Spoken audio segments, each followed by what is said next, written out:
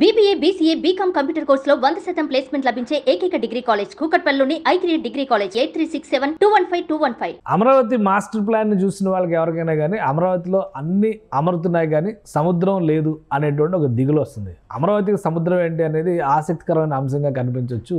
హైదరాబాద్కి సముద్రం తెస్తాం, అలానే సముద్రం లేని రాష్ట్రాలకు సముద్రం ఇస్తాం అనేటువంటి చర్చలు జరుగుతున్నటువంటి తరుణంలో ఆంధ్రప్రదేశ్ రాజధాని అమరావతి నిర్మాణం పూర్తయ్యేలోపు అమరావతికి అతి సమీపంలో ఒక బీచ్ని కూడా డెవలప్ చేయాలనేటువంటి ఆలోచనతో ఆంధ్రప్రదేశ్ ప్రభుత్వం ఉంది. ఈ క్రమంలో అమరావతి ప్రాంతానికి అతి సమీపంలో ఉండేటువంటి బీచ్గా సూర్యలంక బీచ్, అంటే బాపట్ల తీరంలో ఉన్నటువంటి బీచ్ని రాష్ట్ర ప్రభుత్వం ప్రత్యేకంగా డెవలప్ చేయాలని చెప్పని ఒక నిర్ణయం తీసుకుంది.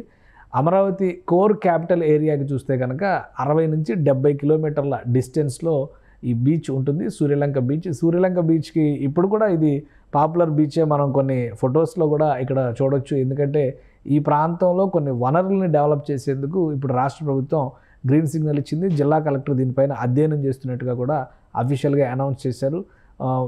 దాంతోపాటు అమరావతికి వచ్చేటువంటి విదేశీ పర్యాటకులకి కూడా ఈ బీచ్ ఉండడం అనేది అత్యవసరమైనటువంటి అంశంగా రాష్ట్ర ప్రభుత్వం భావిస్తుంది. ఈ క్రమంలోనే కొన్ని నిర్ణయాలు తీసుకుంది ప్రభుత్వం. ఆ నిర్ణయాల్లో భాగంగానే ప్రత్యేకమైనటువంటి నిధుల కేటాయింపులు చేసింది రాష్ట్ర ప్రభుత్వం. ఈ చేసినటువంటి కేటాయింపుల ప్రకారం చూస్తే కూడా ఈ 70 కిలోమీటర్ల దూరంలో ఉన్నటువంటి రిసార్ట్స్, ముఖ్యంగా రిసార్ట్స్ డెవలప్మెంట్కి సంబంధించి తక్షణం ఒక 40 లక్షల రూపాయలు కేటాయింపులు చేయడం ద్వారా ఇమీడియట్ ఫెసిలిటేషన్ సెంటర్స్ని ఏర్పాటు చేయాలని చెప్పని ఏపీ ప్రభుత్వం డిసైడ్ చేసింది. ముఖ్యంగా ఒక నెల రోజుల్లోనే ఇక్కడ డ్రెస్సింగ్ రూమ్ లాంటి సౌకర్యాల దగ్గర నుంచి మంచినీటి, ముఖ్యంగా అక్కడ water supply, drinking water supply లేదు కాబట్టి ఆ సమీపంలో ఒక 20 కిలోమీటర్ల దూరంలో డ్రింకింగ్ వాటర్కి సంబంధించినటువంటి సోర్సెస్ నుంచి ఒక 10,000 లీటర్ల వాటర్ ట్యాంక్ సదుపాయాన్ని ఏర్పాటు చేయాలని చెప్పని గ్రామీణ నీటి సరఫరా విభాగానికి వీటి నిర్మాణ బాధ్యతలను కూడా అప్పగించారు. మంచినీటి పంపుల ఏర్పాటు, టాయిలెట్ల నిర్మాణం,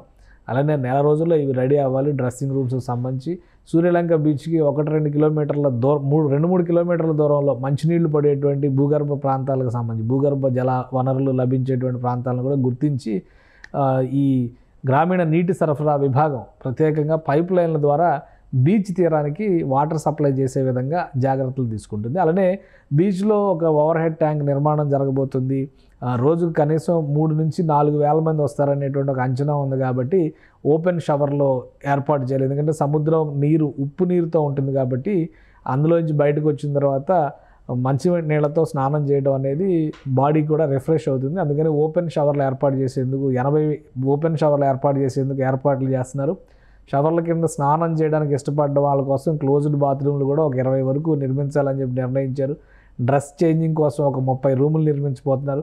సో వీటన్నిటినీ కూడా అఫీషియల్గా డిస్ట్రిక్ట్ కలెక్టర్ ఒక అనౌన్స్మెంట్ రూపంలో రిలీజ్ చేశారు. దీనికోసం తక్షణం ప్రభుత్వం ఒక 40 లక్షల రూపాయల నిధుల్ని విడుదల చేసింది. ఎందుకంటే ఉగాది నుంచి ఒక టార్గెట్ పెట్టుకుంది రాష్ట్ర ప్రభుత్వం. అమరావతిలో పెద్ద ఎత్తున యాక్టివిటీస్ చేయాలి. ఆ యాక్టివిటీస్కి తగ్గట్టుగా విదేశీయాల నుంచి, అలానే దేశంలోని ప్రముఖ సంస్థల నుంచి అనేక మంది ప్రతినిధులు ఆంధ్రప్రదేశ్కి వచ్చేటువంటి అవకాశం ఉంది. వాళ్ళందరికీ కూడా ఆంధ్రప్రదేశ్లో ఉన్నటువంటి ప్రత్యేక వనరుల్ని షోకేస్ చేయాల్సినటువంటి అవసరం ఉందని చెప్పని రాష్ట్ర ప్రభుత్వం భావిస్తుంది.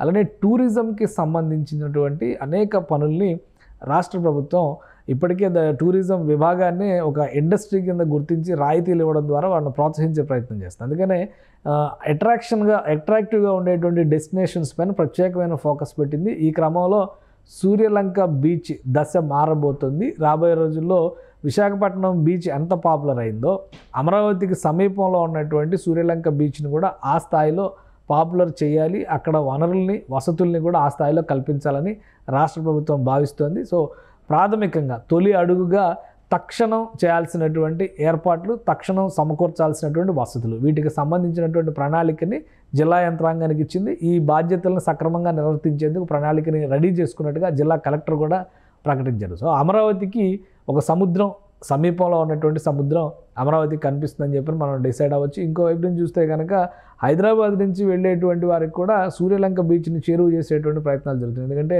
నకరేకల్ మీదుగా వెళ్ళేటువంటి జాతీయ రహదారిని అమరావతి నుంచి అలానే బీచ్ వరకు వెళ్లే విధంగా ఈ జాతీయ రహదారిని 2 దశలుగా విస్తరించేటువంటి ప్రణాళికను కూడా రాష్ట్ర ప్రభుత్వం కేంద్రం ముందర పెట్టింది.